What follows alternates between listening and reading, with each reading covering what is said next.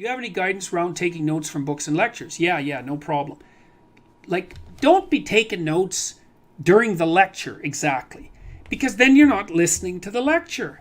It's like, listen to the lecture and then take notes afterwards. Now, that doesn't work for every discipline, but it certainly works for disciplines. Like students in my lectures, I always tell them, don't take notes during the lecture. Listen to the damn lecture. You can take notes afterwards, because what that does is force you to practice remembering.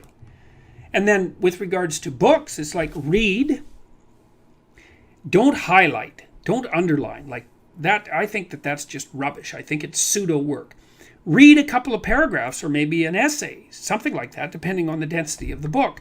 Close the book. Think about it. Write down what you're thinking. Write down what you remember. But in the context of what you're thinking about, because that instantiates it into your memory and puts it at hand. Like, people ask me, for example, how it is that I can remember all the things that I talk about extemporaneously when I'm lecturing. And the reason for that is because I've thought them through.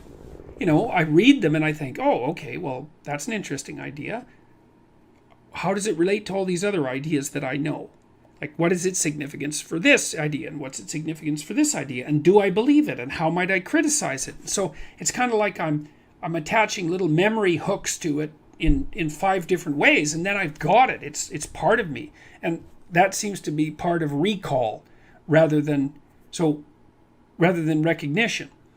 And recall is the spontaneous act of remembering something complex. And when you recall something, you're actually practicing remembering it.